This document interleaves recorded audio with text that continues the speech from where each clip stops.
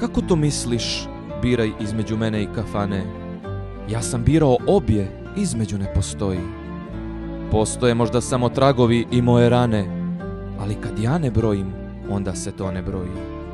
Kako to misliš, draga, da nisam više onaj? Da mi je draža čaša, da mi je vino mana. Volim te, srećo luda, samo sam nespokojan. Možeš li voljeti drugog kao mene, kafana?